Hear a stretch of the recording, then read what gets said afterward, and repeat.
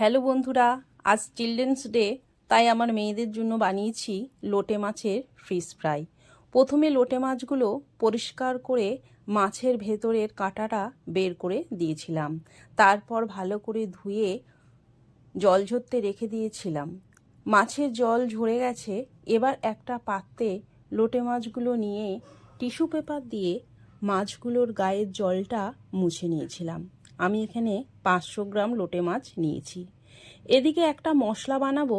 মিক্সির জারে নিয়েছি ধনেপাতা, 4 টুকরো আদা, রসুন কোয়া 4টি, 2টি পেঁয়াজ কাটা, 4টি কাঁচা লঙ্কা, লেবুর রস, হাফ চামচ গোলমরিচ গুঁড়ো, হাফ চামচ লঙ্কা গুঁড়ো, স্বাদ মতো নুন দিয়ে এটা মিক্সিতে পেস্ট করে নেব। এবার একটা বলে এই মশলাটা ঢেলে এর মধ্যে একটু সর্ষের তেল দিয়ে মশলাটার সাথে মিশিয়ে নেব। এবার লোটে মাছগুলো দিয়ে ভালো করে মশলার সাথে মাখিয়ে চাপা দিয়ে ফ্রিজে 30 মিনিটের মতন রেখে দেব। একটা বাটিতে 2টি ডিম ফাটিয়ে নিয়ে এর মধ্যে বিট নুন আর গোলমরিচের গুঁড়ো দিয়ে ভালো করে ফাটিয়ে নেব।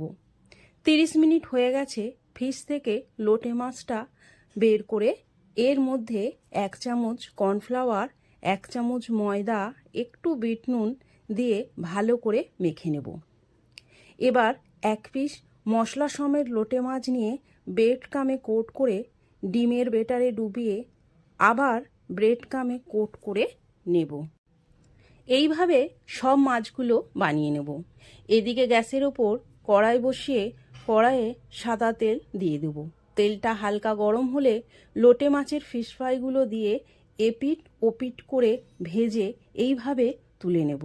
এখানে গ্যাসটা মিডিয়ামে রেখেছিলাম। এবার একটা প্লেটে লোটে মাছের ফিশ ফ্রাই শসা, পেঁয়াজ আর কাসুন্দি দিয়ে পরিবেশন করে দেব। আমার মেয়েরা তো খুব খুশি এই লোটে মাছের ফিশ ফ্রাই খেয়ে, বলছে মা দারুণ হয়েছে।